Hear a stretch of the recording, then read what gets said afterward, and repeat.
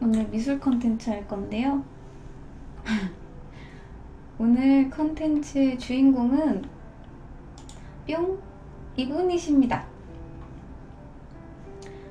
네, 아시죠?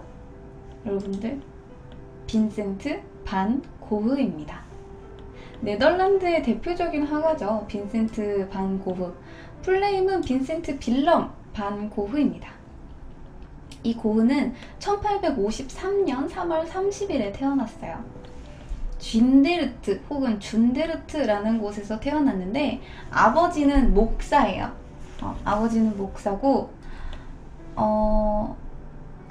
어머니가 그림 그리는 걸 되게 좋아했어요. 그래서 목사 아버지와 그림 그리는 걸 좋아하는 어머니 사이에서 태어난 빈센트 반 고흐인데, 사실상은 맏아들이지만 첫째는 아니었어.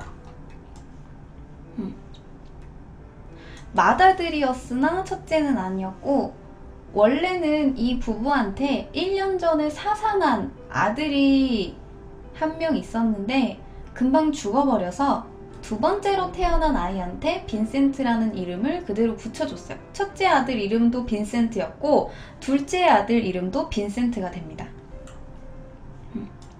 그래서 죽어버린 첫째 아들의 이름을 그대로 따서 빈센트 반 고흐라고 붙였어. 이 빈센트 반 고흐는요, 어렸을 때부터 같은 이름을 가졌던 형의 묘비를 왔다 갔다 하면서 그 묘지를 계속해서 보고 자랐단 말이에요. 그 묘비가, 아버지가 목사였으니까 교회를 다녔을 거 아니에요. 그 아버지가 설교하러 다니던 교회 바로 옆에 묻혀 있었어요. 그래서 어렸을 때부터 자기 이름이 박힌 묘비를 보면서 다녔다고 해요. 그때부터 고흐는 죽음에 대해서 생각을 했다고 하는데, 사실 그냥 그렇다고 하기에는 빈센트라는 이름 자체가 굉장히 흔한 이름이에요. 이 빈센트라는 이름을 첫째 아들한테 왜 따줬냐면, 할아버지 이름이 빈센트예요. 동생이 낳은 나중에 생기는 조카 이름도 빈센트 반 고흐예요.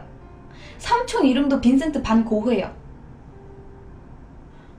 그러니까 그냥 되게 흔하디 흔한 이름을 붙인 것 뿐이야. 아시겠죠?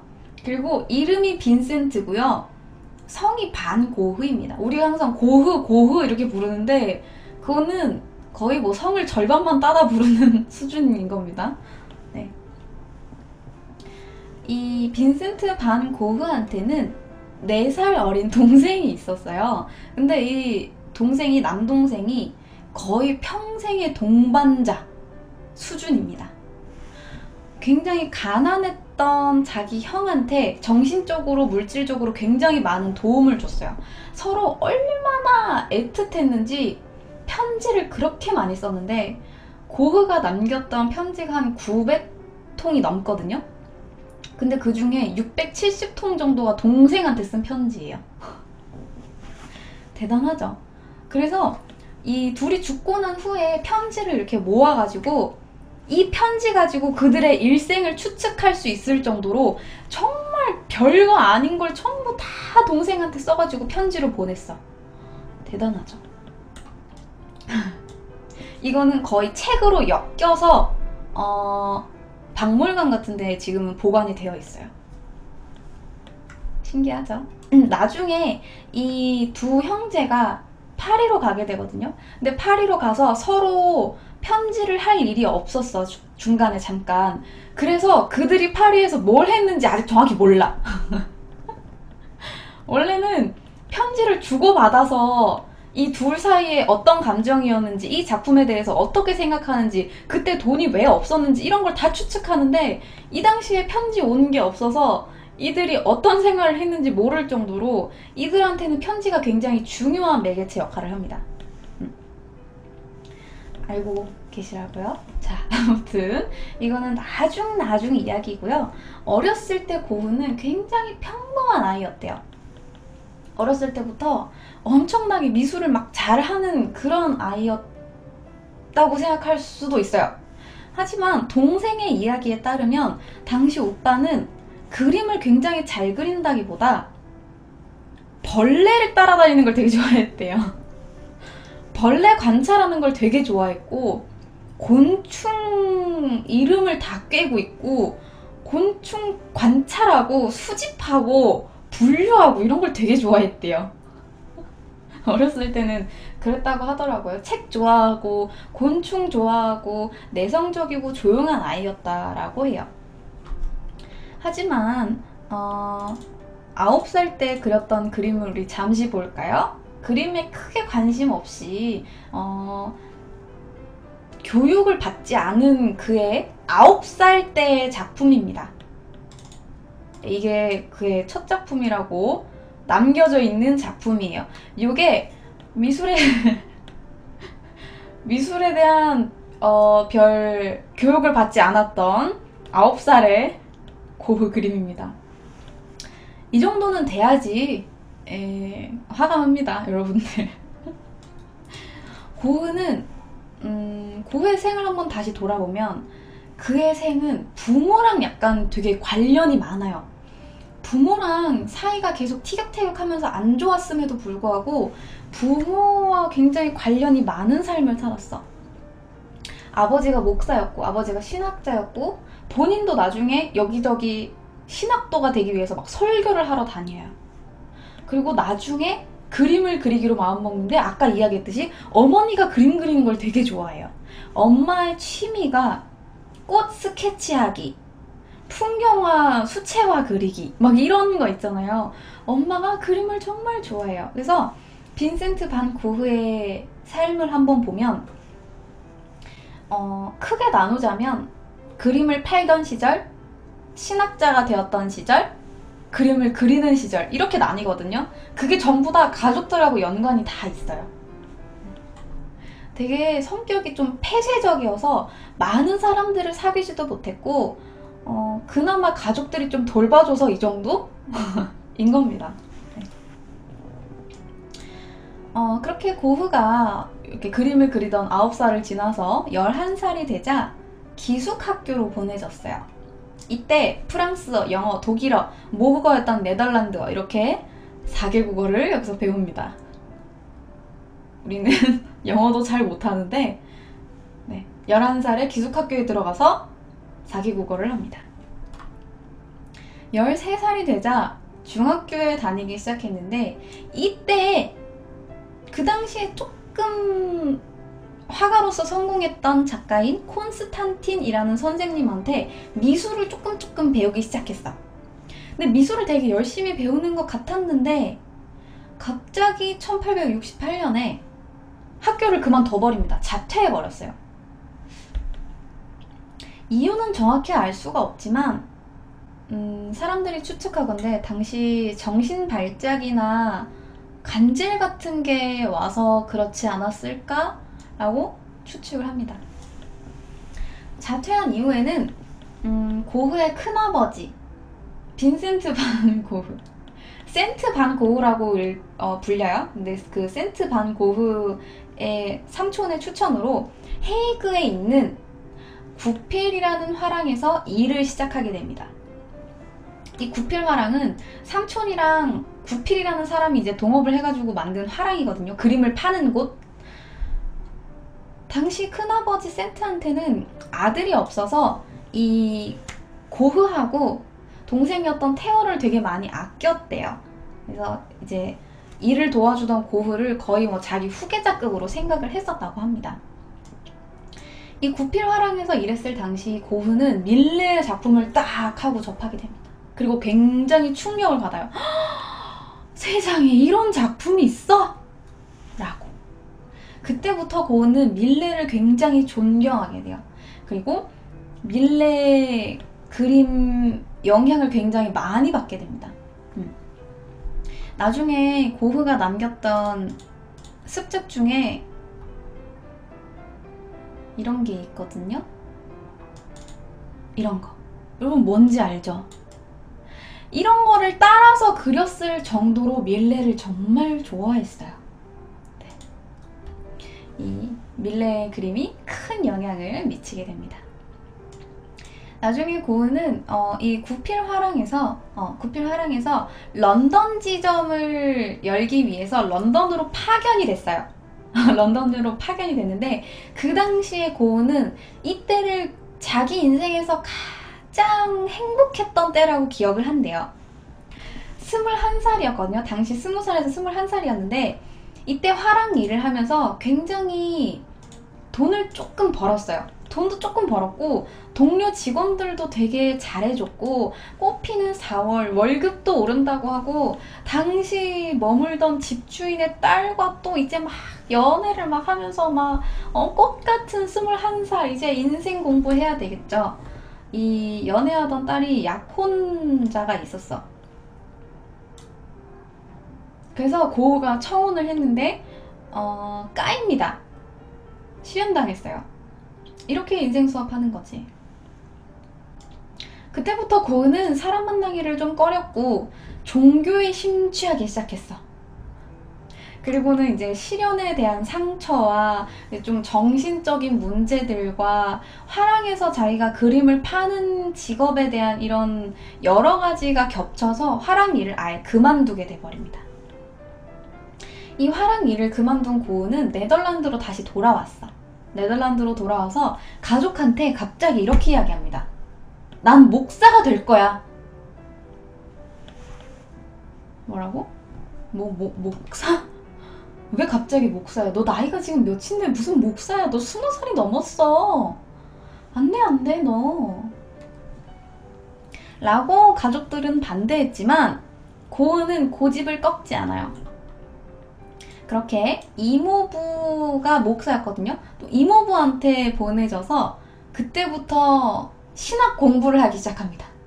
매일 아침에 해 뜨기도 전에 일어나서 성경을 읽어요. 막 역시 하느님, 내가 하느님의 사랑 안에 살고 있지. 막 이러면서 해 뜨기도 전에 일어나서 성경 공부를 하고 라틴어를 배우고 그리스 역사, 문법 이런 거 막 배우고 막 신학에 대해서 토론을 하면서 공부를 하던 중에 광산 지역을 잠깐 가게 되거든요.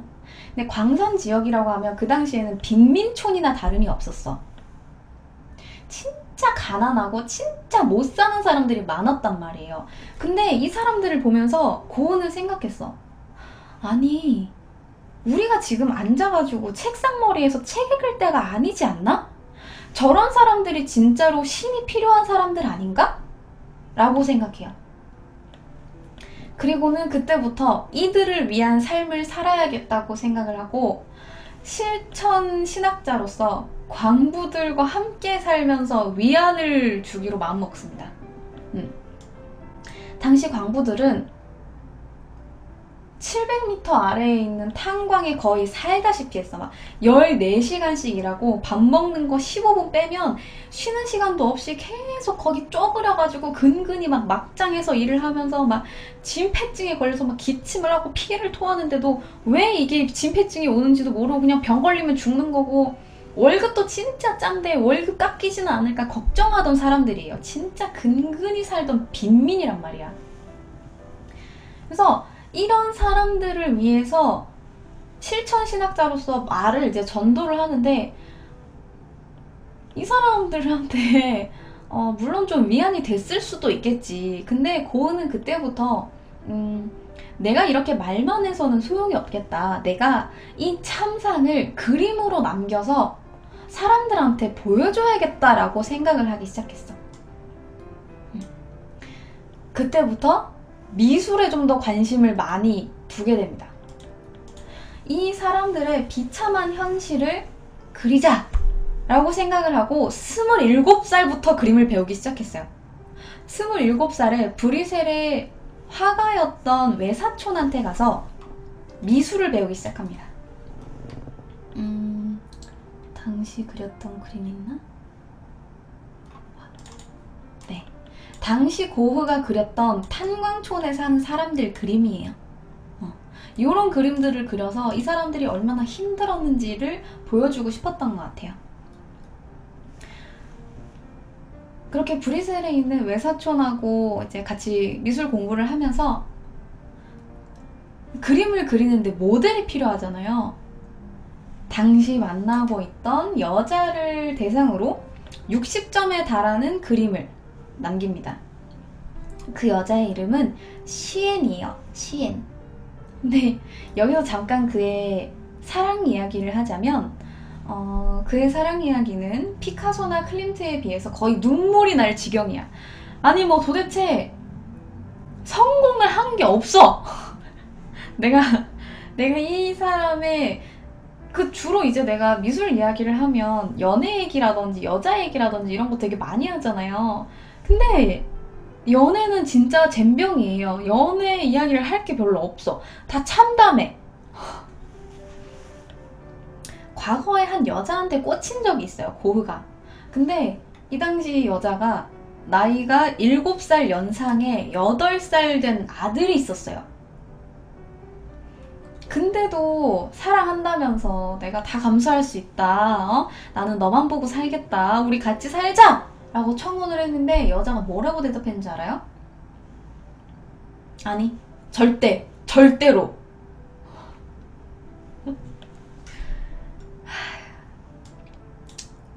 다시 만나달라고 매달리다가 장렬하게 까입니다. 다음 해에는 또 5살짜리 딸을 가진 임신한 창녀를 만나게 돼요. 이 둘은 가족 몰래 동거를 합니다. 하지만 이게 들키게 되죠.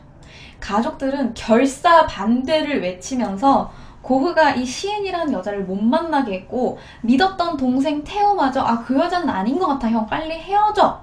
라고 이야기를 해요. 그렇게 계속 가족과 불화, 또 이제 이 시엔이라는 여자가 했던 일, 그리고 그 여자의 가족들, 또 이 시엔이라는 여자가 고흐를 만나면서 일을 그만뒀으면 모르겠는데 계속해서 매춘을 하려고 했어요. 그러다 보니까 결국 둘은 헤어지게 됩니다. 이 여자 이름이 시엔이에요. 아까 작품을 60점 정도 남겼다는 그 여자가 시엔입니다. 헤어지고 나서 이 고흐는 3주 정도를 성병으로 고생해요. 성병으로 고생하다가 돈도 없고 이제 뭐 집도 없고 건강도 안 좋고 하니까 이제 부모님 집에 얹혀 살게 됩니다. 네.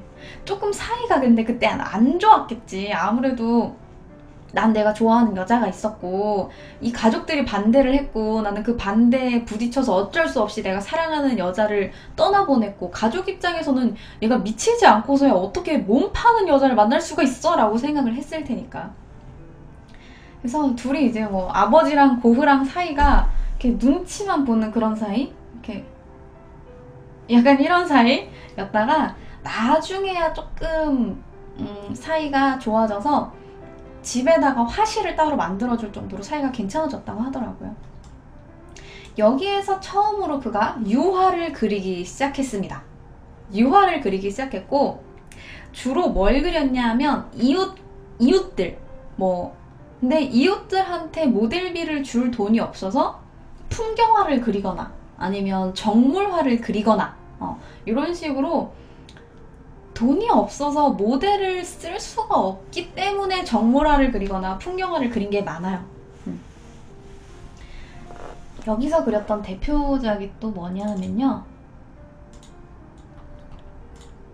이게 이제 고흐가 그린 대표작 중에 하나거든요. 이게 이제 감자 먹는 사람들이에요. 감자 먹는 사람들인데 근데 당시에는 이 감자 먹는 이 사람들이 되게 안 좋은 평을 받았어. 왜냐하면 너무 어둡잖아. 너무 어두침침하다고. 지금 뭐야 저게. 아니 뭐 이런 밝은 색채도 아니고 어두침침하게 막 가족들이 막 돈 없어갖고 막 감자나 뜯어먹는 걸 왜 저걸 그리냐고. 근데 고흐는 아까 이야기했듯이 탄광촌에 설교를 하러 갔을 정도로 불쌍한 사람들에 대한 연민이 되게 많았던 것 같아요. 좀 못 사는 사람들, 안쓰러운 사람들 이런 사람들에 대한 연민이 생겨서 이런 그림들을 그렸던 것 같아. 근데 이 그림을 그리던 와중에 아버지가 뇌졸중으로 사망하거든요. 그래서 잠시 그림을 그리지 않다가 나중에서야 이걸 완성을 하게 되는데, 동생이 특히 이 그림을 마음에 안 들어 했대요. 동생이 나중에 이 고흐한테 그림을 받아서 그림을 대신 팔아주는 걸 했는데요.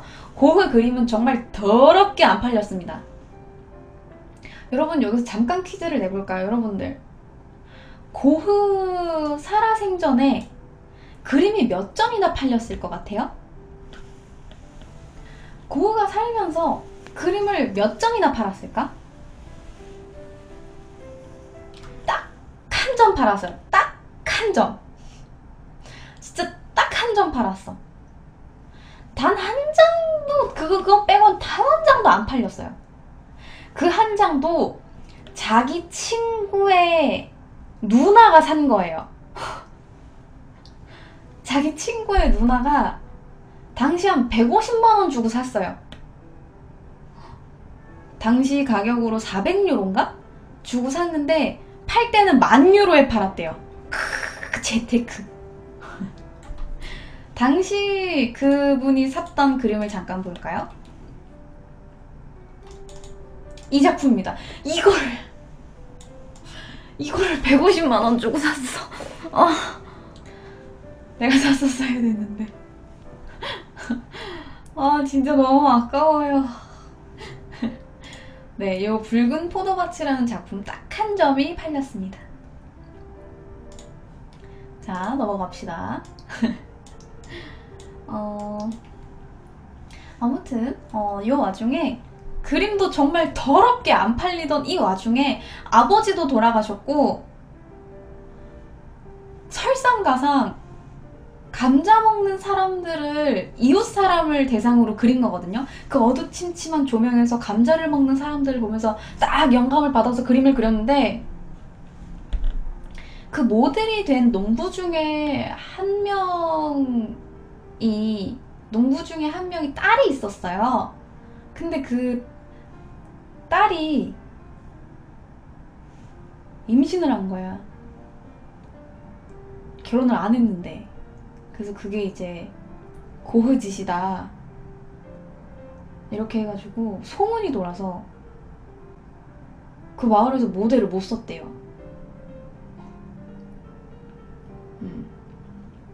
오해를 받았다고 하더라고요. 뭐 소송이 걸렸다라는 이야기도 있는데, 아무튼 이 당시에 고흐한테는 굉장히 안 좋은 일이 많이 겹쳤었어. 모델을 쓸 수가 없었고 그동안에 그림을 그릴 수가 없으니까 그동안 그는 색채 공부를 하기 시작합니다. 형, 너무 그림이 어두침침해. 그림이 이게 뭐야? 라고 하니까 그때부터 밝은 그림을 공부하기 시작해요. 그때 공부했던 그림이 뭐냐면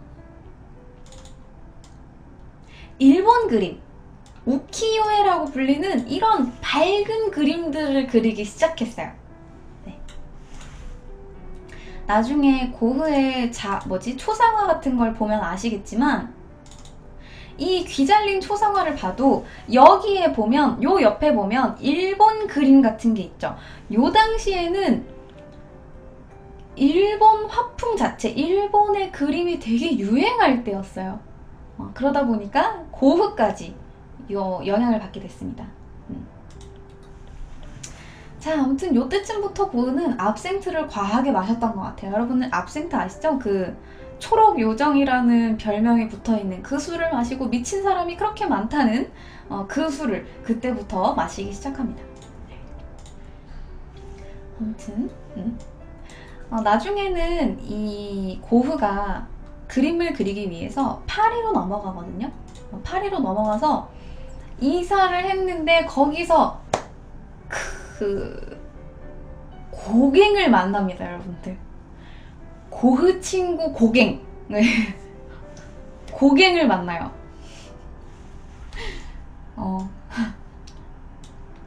고갱을 만나서 둘이 친구가 됩니다. 이 당시에 고흐는 그 화가 친구들을 많이 모아서 화가 공동체를 만들기를 원했는데 딱히 뭐 모이는 사람은 없었고 그냥 고갱이 친구가 되어줬다고 해요. 이렇게 고흐랑 고갱이랑 같이 파리에서 미술 화가 공동체를 만들려고 막 하면서 전시회도 열고 했는데 대도시에 실증이 나기도 했고 이미 음주랑 흡연으로 몸이 굉장히 안 좋아졌던 고은은 시골 아를로 오게 됩니다. 여기서 고갱이랑 같이 그림을 그리면서 서로 화풍의 다름에 대해서도 이야기를 하고 했는데 결국 둘이 화풍이 다른 걸 이해를 못했어. 서로 화풍 자체가 굉장히 많이 달랐고 서로 그걸 이해를 못한 데다가 나중에 이게 터지는 계기가 있는데, 고갱이 고흐를 그린 작품이에요 이게. 작품을 보면 눈이 되게 흐리멍텅하죠? 좀 취해 보이죠? 이 작품 하나로 둘이 싸워요. 내 눈이 왜 저렇게 흐리멍텅해? 나 술 마신다고 너 지금 비꼰 거야? 이러면서 둘이 싸워. 화풍 자체도 달랐고 이런 그림들로 인해서 둘이 관계가 약간 좀 파국으로 치닫기 시작해요. 그러던 1888년 12월 그때쯤 고흐가 정신 발작을 일으켰는지 싸우다가 감정이 격해졌는지 뭔지 몰라도 면도칼을 들고 고갱이랑 대립을 하기 시작합니다.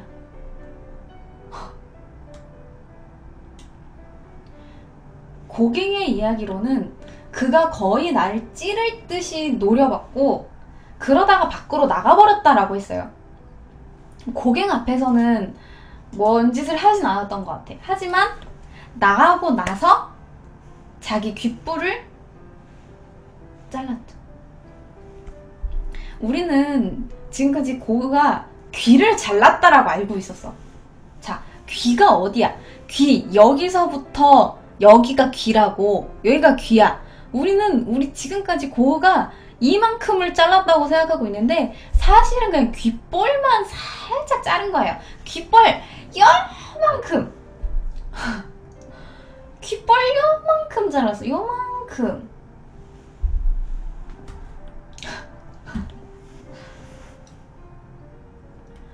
태호가 고흐를 방문했을 당시 얼핏 보면 귓볼을 잘랐던 일이 있었는지도 모를 정도로 상처가 안 보인다라고 했어요. 그리고 귓볼을 이렇게 자른 다음에 그거를 들고 당시 만나던 창녀를 만나서 건네줬다라는 이야기도 있고, 뭐 아무튼 그건 설이 많아. 창녀한테 만나가지고 이 귓불을 가지고 있어! 이렇게 딱 했는데 그 여자가 이걸 보고 비명을 지르고 경찰을 불렀다는 이야기 또 있습니다. 네. 귓불을 자른 원인에 대해서는 굉장히 말이 많아요. 심지어는 이제 최근에 밝혀졌다는 설이 귀 자체를 잘랐다라는 이야기도 있어. 지금까지는 귓불 요만큼 잘랐다라는 이야기가 있어. 지배적이었는데 최근에는 귀를 잘랐다라는 무슨 기록이 남아있다 이러면서 귀를 잘랐다, 귓불을 잘랐다 이런 말도 많고, 귓불을 도대체 왜 잘랐는지도 되게 말이 많아요. 태호의 결혼에, 남동생이었던 태호의 결혼에 충격을 받아서 잘랐다라는 이야기도 있고, 고갱이 고흐를 그렸는데, 아까 봤듯이 고흐를 그렸는데 내 귀는 이렇게 안 생겼어 라면서 귓불을 잘랐다는 얘기도 있어요. 네. 또 사실 그가 자해한 게 아니라 당시 펜싱을 하던 고갱이 고흐를 이렇게 찔렀다가, 펜싱 검으로 고갱을 이렇게 고흐를 찔렀다가 이게 살짝 스쳤고 귓불을 자른 거고, 이 고갱을 감싸주기 위해서 내가 그랬다라는 거짓말을 했다는 설도 있어요. 그 정도로 말이 많아요. 그 정도로 말이 많아. 네. 자, 뭐가 됐든 그는 귀를 다쳤고 이런 자화상도 남기게 됐죠. 다음 해에는 고흐가 가지고 있던 정신병이 좀 심각해졌어요. 환상을 보기도 하고 망상을 하기도 하고, 그때부터 정신병원을 오락가락합니다. 집이랑 병원을 번갈아 다니다가 뭔 짓을 했는지는 모르겠는데 마을 사람들이 고흐를 빨간 머리의 정신병자다! 라고 하면서 탄원서를 제출했다고 합니다. 경찰한테. 그래서 결국 지방에 있는 정신병원으로 들어가게 돼요. 근데 정신병원에 처음에 들어갔는데 이 의사가 고흐가 가지고 있는 이 광기를 약간 예술인이 가지고 있는 긍정적인 광기라고 평가를 했는지 뭔지 몰라도 금방 괜찮다라고 이야기를 하고 집으로 돌려보냈대요. 근데 집으로 와가지고 물감을 막 짜먹어. 석유를 막 먹어. 그래서 다시 정신병원으로 들어갑니다. 네, 다시 정신병원으로 들어갔는데 이때 주요 작품 주제가 하늘, 그 병실에서 창살로 보는 그 주위 풍경 있죠. 그런 거를 그리기 시작해요. 그때 그렸던 작품이 뭐냐면 이거예요. 별이 빛나는 밤에. 그리고 사이프러스 나무까지 여기서 그린 겁니다. 근데 나중에 사람들이 이걸 가지고 굉장히 추측이 많았어. 이때부터 고흐는 굉장히 죽음에 대해서 많이 생각하고 있었다라는 이야기를 되게 많이 해요. 이때. 왜냐하면 여기에 사이프러스 나무라고 여기 나무가 크게 보이잖아요. 근데 이 나무는 기둥을 잘라버리면 그 이후에는 나무가 더 이상 자라지 않는다고 해서 서양에서는 죽음의 상징으로 쓰이기도 한데요. 그래서 이 당시에 이 사이프러스 나무가 없었음에도 불구하고 뭐 거기 따라 그렸다 이런 이야기도 있고, 이때부터 죽음을 많이 생각했다라고 사람들이 이야기를 하곤 합니다. 하지만 정확한 건 알 수가 없고요. 별이 빛나는 밤의 이야기를 잠깐 하자면 이것도 굉장히 설이 많아요. 동생 태호한테 이 별이 빛나는 밤에 대한 글을, 편지를 쓴 적이 있어요. 근데 뭐라고 썼냐면, 해가 뜨기 한참 전 창밖을 바라보았는데 아주 커 보이는 샛별 하나, 그 외에는 아무것도 없는 시골 마을이 있었어 라고 편지에 적었대요. 그거를 그린 게 이제 이거야. 근데 이게 진짜로 보면요, 실제랑은 조금 다른 게 많아. 이 고흐는 파로 따지고 보면 인상파예요. 인상파인데, 인상파가 뭐예요? 여러분들, 인상파 특징은 여러분 딱 한 단어로 기억하세요. 스피드예요. 인상파가 왜 스피드냐면, 인상파는 보이는 그대로를 그리는 게 인상파예요. 빛이 지금 노을이 비치고 있어. 그러면 주위가 어때요? 주황색이겠죠. 주황색의 성당을 그리는 거야. 근데 밤에 갔어. 밤에 갔는데 가로등 때문에 노란색으로 보여. 그러면 성당을 노란색으로 그리는 거야. 빛이 비추는 거에 따라서 다르게 그려지는 거예요. 어떤 거든. 인상파는 굉장히 그것 때문에 빛이 달라지기 전에 빨리 그걸 캐치를 해서 그려야 된단 말이에요. 그래서 모네의 작품을 보면 굉장히 정밀하지 않은데 마구 그냥 붓을 찍어서 그린 듯한 그림들이 되게 많아요. 그게 인상파의 특징이에요. 근데 보면요, 인상파의 특징이라고 하기에는 하늘이 이렇게 보일 리가 없어.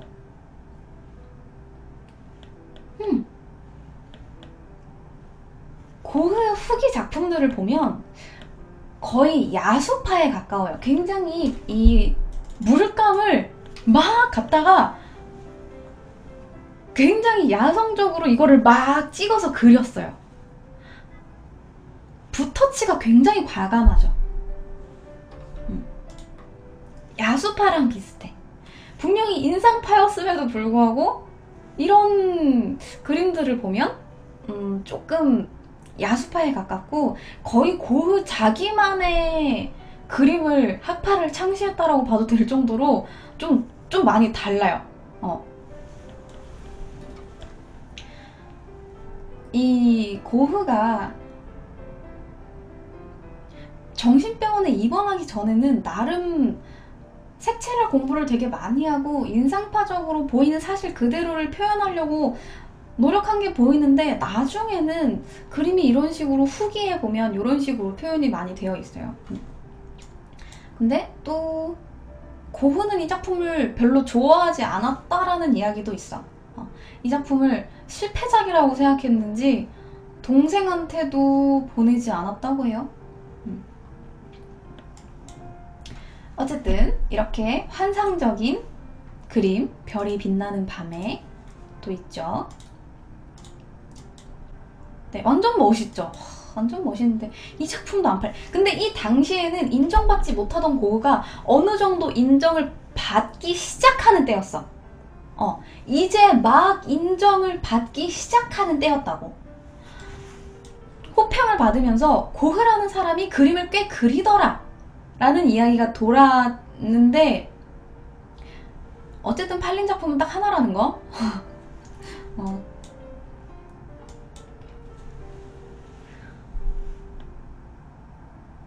결국 고흐는 호평을 받든 말든 이 당시에는 이미 정신 상태가 좋지 않았기 때문에 1890년에 몸도 정신도 너무나 쇠약해질 대로 쇠약해져서 권총으로 자살을 합니다.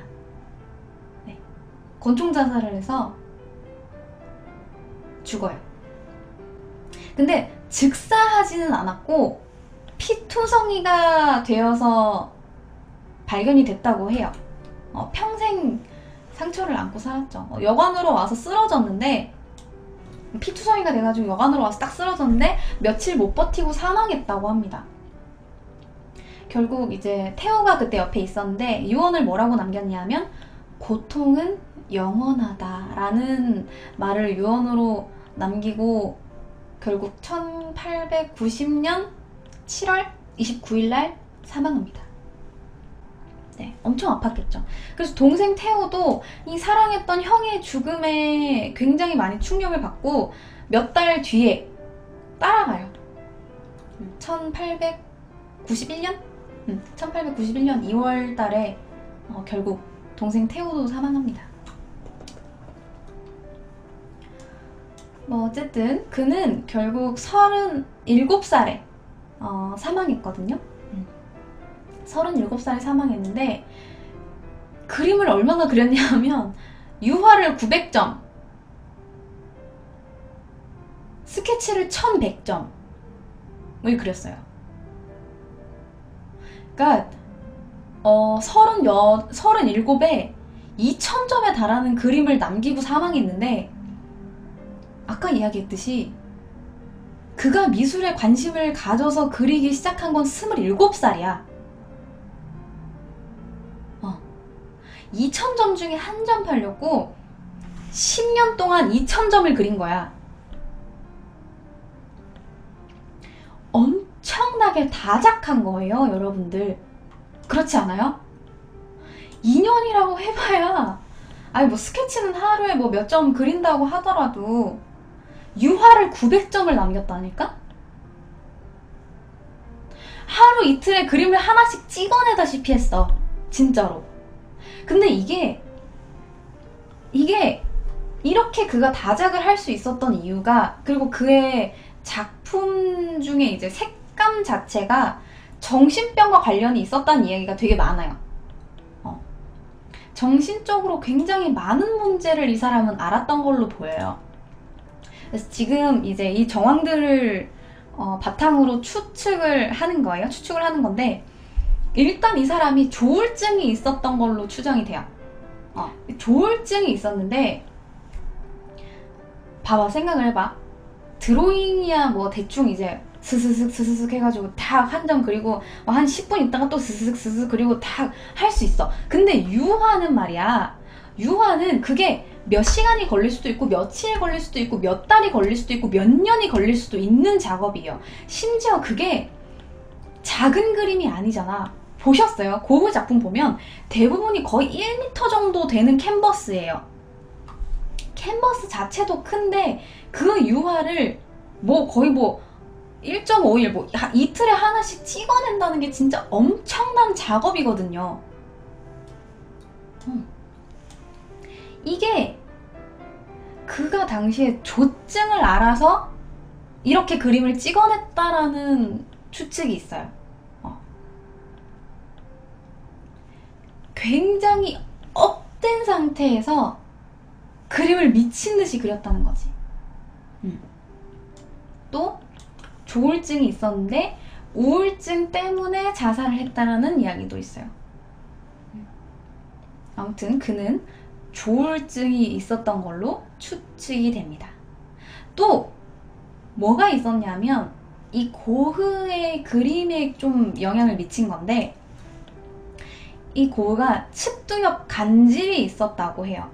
원래 뇌혈관 장애가 있었는데 이게 이제 발전을 해서 측두엽 간질이 된 거다 라고 했고, 이 당시에 고흐를 치료했던 사람이 가셰라는 박사예요. 가셰라는 의사인데 이게 이제 가셰 박사의 초상이거든요. 이 가셰 박사 앞에 있는 이 약초 같은 뭔가 줄기 있죠? 요거. 이 측두엽 간질을 치료하는 데 썼던 게 디기탈리스라는 약초예요. 이게 디기탈리스라는 약초거든요. 이 디기탈리스라는 약초를 처방을 했는데 이걸 섭취를 하면 노란색이 굉장히 선명하게 보인대요. 노란색이 더 선명하게 보여서 원래 노란색을 쓰긴 했지만 이 당시에 그린 그림들이 되게 갈색에 가까운 노란색. 그래서 이런 식으로 해바라기가 거의 갈색이 된 거다 라는 이야기도 있어요.